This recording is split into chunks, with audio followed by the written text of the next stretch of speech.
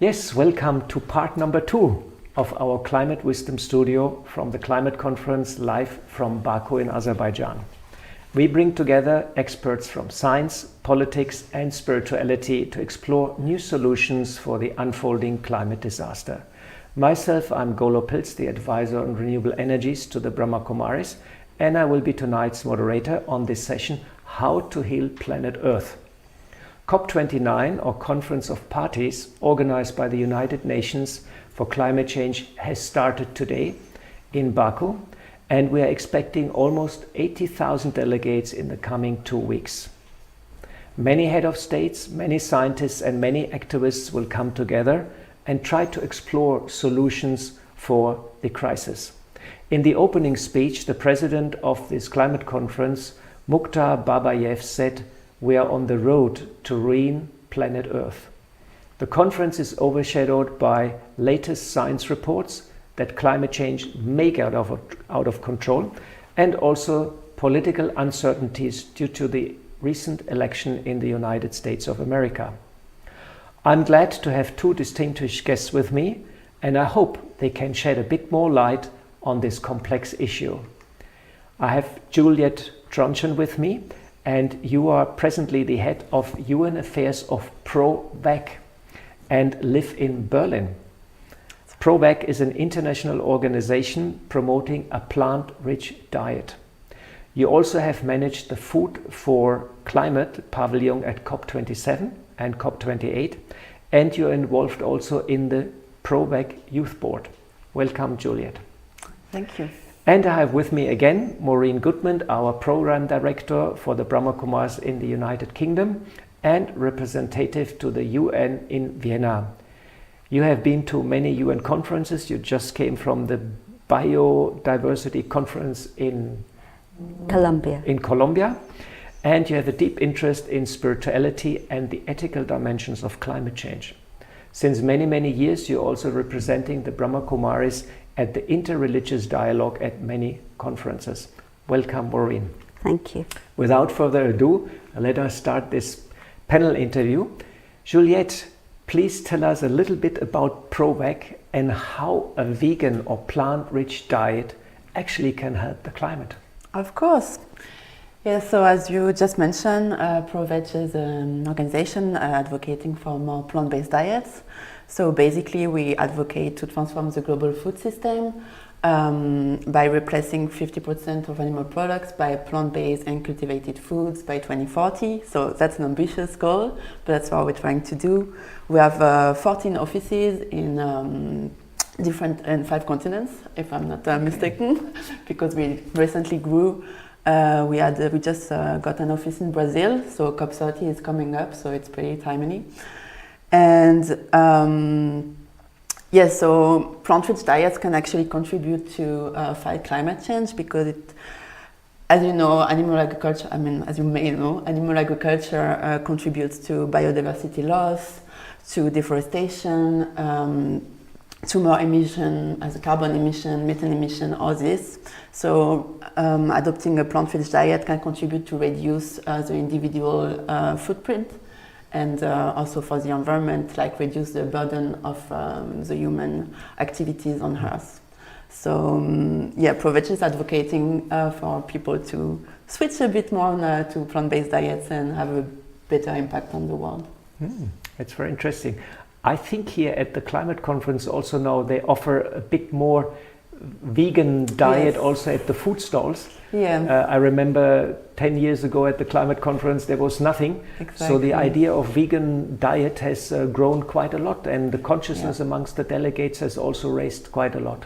Yeah, definitely. Yeah, we have worked a lot on sustainable catering at COP, so that's also something that we really advocate for, and we're working with the different presidencies to try to have more options, slowly getting there. Okay, wonderful. Let's hope it will grow. Maureen, you are involved almost since 15 years with the Brahma Kumaris. And Brahma Kumaris originates in India. And there we have the concept of ahimsa, the ancient Indian principle of non-violence, which applies to actions towards all living beings. How can ahimsa help us in the climate crisis? Thank you. Ahimsa, I think it's at the foundation of your work too, Juliette. It actually means, of course, non-violence, but not creating harm, not creating injury to any living being. And if we look at the way in which we live today, we are creating a huge amount of harm. You mentioned, of course, diet, and the meat and the dairy industry is very, very cruel. Anybody who researches into it can understand that. It's causing a great deal of harm, but also the way in which it's brought about with chemicals, antibiotics and so on. It's not just causing pain and harm to the animals, but it's actually affecting our own health as well. And somehow we have to make that connection, and people don't always make the connection. And non-violence, or no harm, isn't just about the actions that we take, but it's also about our attitude, and it's even about our thoughts. And you know, if you think about it, every action has its foundation in a thought. And if you go back even, or you take a step back even, in an intention and motivation. And so if my intention and motivation is really for good, then that's going to produce the thoughts that will create the attitude that will enable me to make those choices that really will enable there to be benefit for myself, my own health, for the people around me, and for the planet.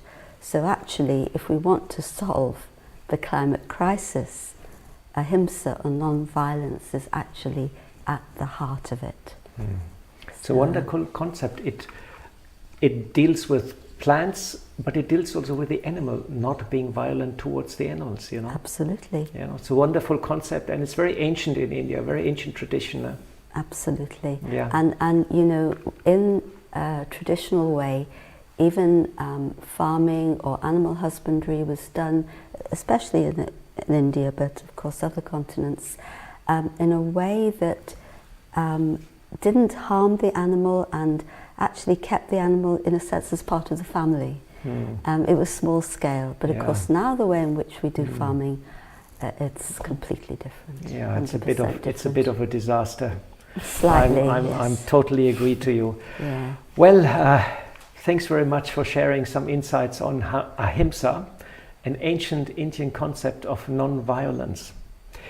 Juliette, this is your fourth conference, your fourth climate conference, and tell us what you do at the COP in practical, how you do networking and all this kind of things, and a bit about your strategy to convince people to go to accept a vegan diet, because that's not always easy, I understand. That's very true. So what we do at COP practically. So as you mentioned, we got the Food for Climate pavilion at COP27 and COP28. And this year we decided to collaborate with other food system organizations, so the broader food system community, and to build the Action on Food Hub. So the Action on Food Hub is a pavilion. So for those that don't know, it's a space at COP where organizations can gather and have their own events. In this space, we have 3 different zones. And ProVeg is leading the policy zone, which is a zone where we're supposed to support the negotiation and also inform civil society about what's happening in the negotiation. So kind of bridging the gap between what's happening in the negotiation space and what's happening in the pavilion space. And we also try to inform people about what are sustainable, healthy diets within this pavilion. But it's hard to convince them. So I think the strategies that we have as ProVeg, especially on UN level, is to work a lot in collaboration with other organizations, to have joint messaging, to push that with a bigger impact. Because if you're alone pushing for a message, it doesn't really work. But if you work together with others, find common messages, even if you're not like 100% agreeing on everything, but as long as it's for sustainable, healthy, resilient food systems, then you can advocate better, in my opinion. So that's what we're trying to do, especially with the Action Food Hub, but also in our advocacy strategy in general. It's a lot of coalition work with others.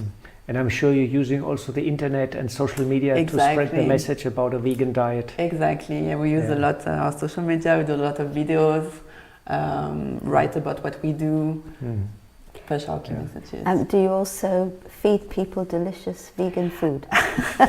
We try to whenever possible. It does have an impact. It does have an impact. When you give people food, that's the best way to convince them it's good. So here we are here for 2 weeks, and our whole kitchen is almost vegan. You know? That's great. I can't wait. And afterwards, you will get some delicious vegan food. Wonderful.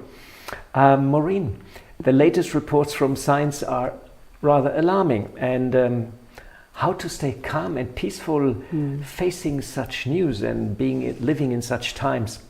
Please explain our audience how meditation can help to build up inner resilience and hope. We do need hope at a time like this, indeed. And meditation is about understanding the self, understanding the resources that I have inside, and using them in a way that is productive. Now, like everyone, when I hear about the climate crisis and the things that are happening, sometimes you feel that righteous anger welling up inside. On the way coming here, I watched a film, Eating Our Way into Extinction. You probably know the film. And it was an eye-opener, and first I felt, and then I said, no, this isn't actually productive, because what the world needs from us is a lot of calmness, a lot of clarity, and in particular wisdom. And these are resources that we have inside. They're not going to come from the outside or from politics. Wisdom comes from the inside, from listening to your inner feelings and listening to your conscience, because every human being in those quiet moments absolutely knows what is right. But we need to listen. And this is where meditation helps us to use our thoughts so that we can go deep inside and access those inner resources and really listen to our conscience. And then the way in which we live is different.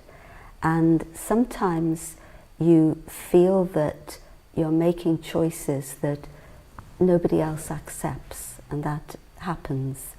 And you need to be very strong, and you need to believe in yourself and believe in what is right and believe in what you see practically as the impact of good living on humanity, or just immediately on your community, on your family, and knowing that that's going to build up to have an impact in the wider community and in the world. So meditation helps us to keep very strong so that we keep listening and we keep on that path towards shifting the paradigm to a flourishing world again. I like very much your point when you talk about the wisdom which comes on the inside, and interestingly our discussion is called Climate Wisdom. Our studio is called Climate Wisdom. Isn't that interesting? Yeah, well, that's what we're here for. Yeah, so we should listen more on the inside, and therefore reflection and silence is also very helpful. And also we listen to nature more, because nature has wisdom. Our indigenous communities have wisdom, but who are we listening to? I just heard that the Brahma Kumaris has morning meditation regular at the COP, and in evening meditation also we have regular at the climate conference. And we meditate also regular for the benefit of ourselves and of the planet, you know.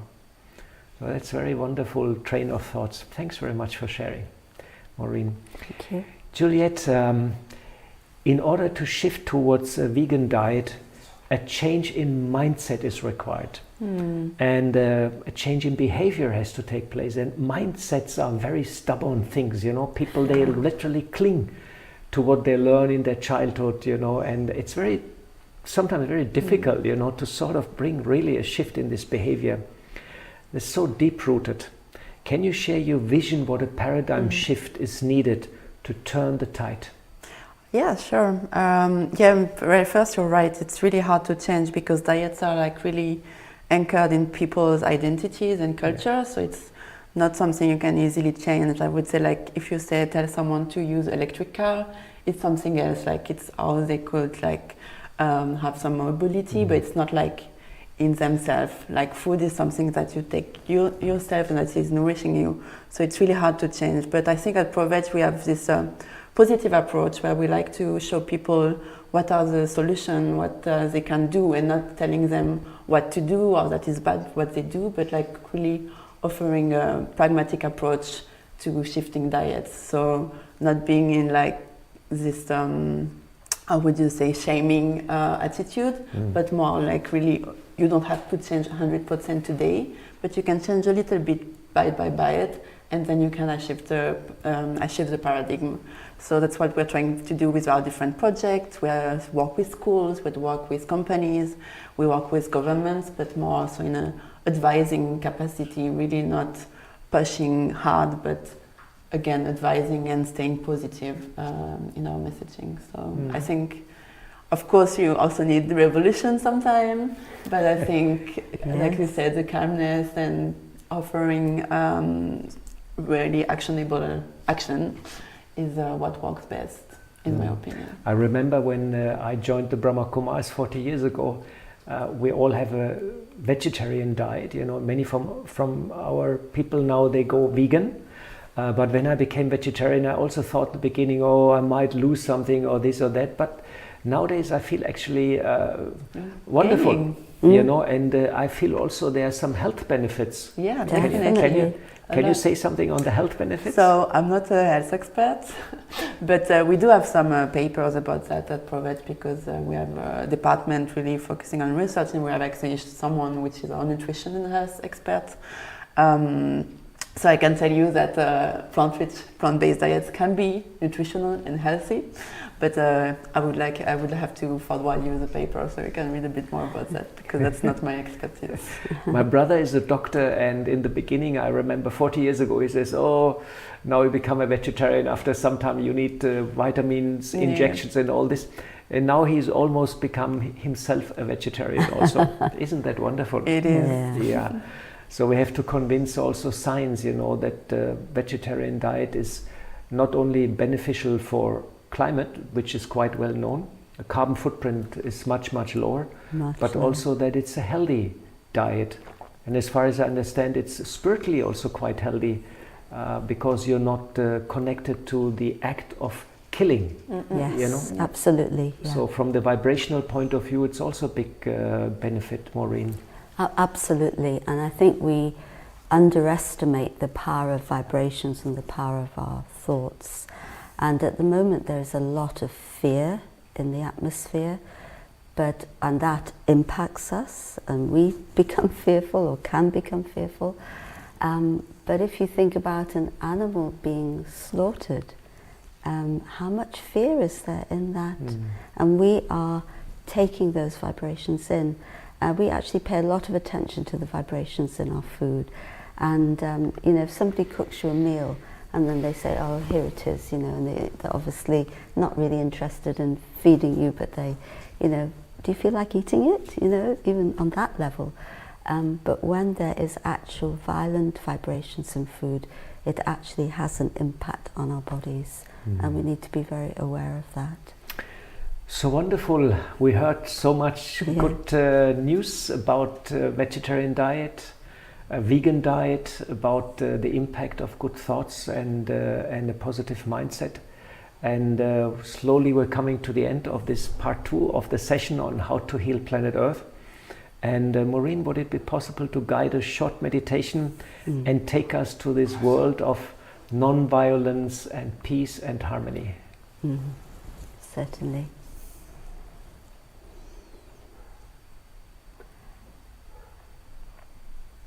I take a few moments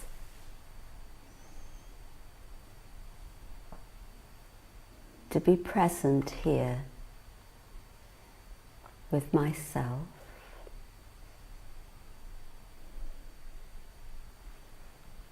let the things outside be outside,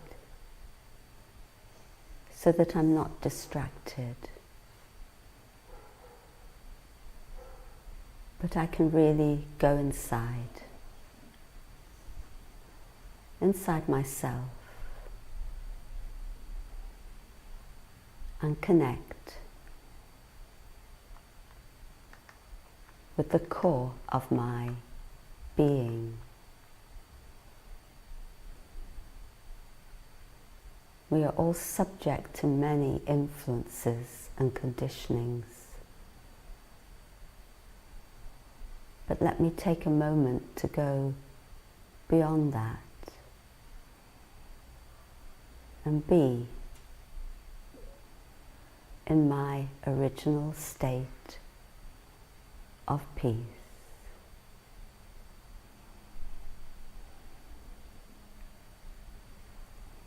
To be in a state of love.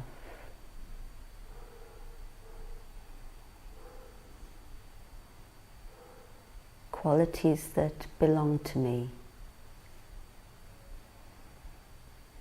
that no one can take from me.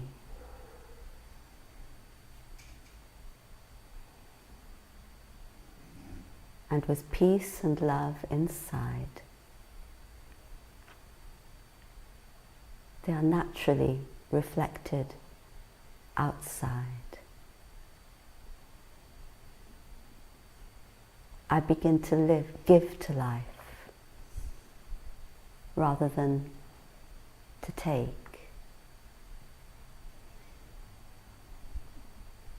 And in giving to life, I create a vision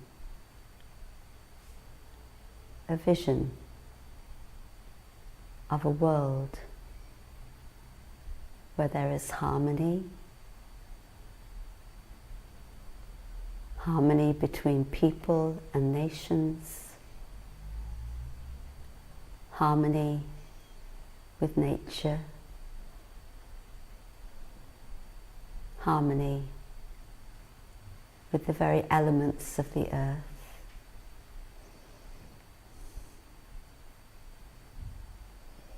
And let me keep that vision strong.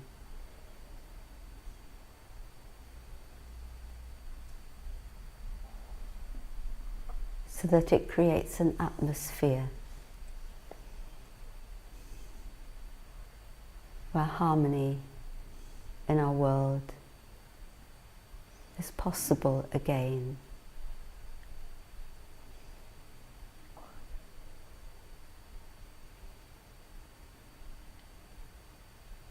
Together, we can create a world where all can flourish.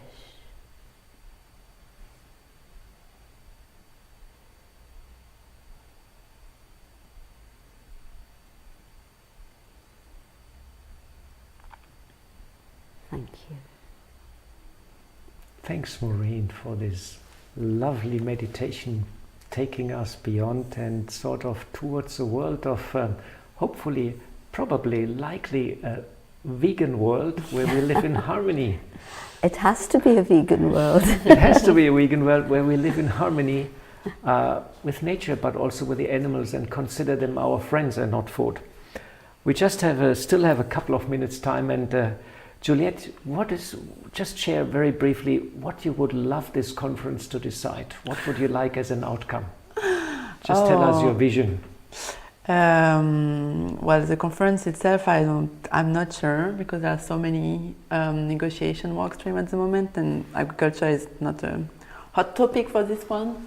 But I would like policymakers in general to realize that agriculture should be higher on the agenda and included in every negotiation topic. The whole agriculture sector. Yes. Food production also. Exactly. Yeah. From production to consumption, with everything in between. More organic, more holistic type Yes. of food production. Yeah. That's we have in India. We have a project called yogic farming, where we teach organic farming to the farmers and teach them also meditation, live in harmony. And interestingly, when we apply these yogic farming methods, we have 20% more yield, and the farmers are more happy. Isn't that interesting? A more nutritious yield also. Yeah. The latest report even indicates that the carrots are more nutritious when you meditate with them and have good wishes for them, and more resilient also to bugs and all this. So this slowly brings us to the end, and thanks a lot, Maureen, for your insights on spirituality and the meditation commentary, and thanks, Juliette, also for sharing about the advantages of a vegan diet, and also what POREC is doing and how you are interacting at the climate conference. And I wish you all the best for the next 2 weeks. I was there today in the blue zone, and was like already very, very, very busy place. And I'm sure that meditation in the morning will help you to stay focused. And thanks for having me. And sort of keep a clear mind in this bus which is going on. Wonderful. So thanks very much, and thanks also to our patrons and to our sponsors which made this possible, and also to all the volunteers here on the panel, but also behind the camera. Many people have contributed and helped us in order to make this session possible. And please join us tomorrow at the same time, the same channel, YouTube channel, and for a very interesting session on climate wisdom, where we bring spirituality and science together. For details, please visit our webpage echo.brahmakumaris.org/live, and you're most welcome to join us there. Last not least, thanks to all of you, our global audience, to stay with us, and we hope you can take one or the other inspiration from our talk today. And this time, goodbye and good night from Baku in Azerbaijan.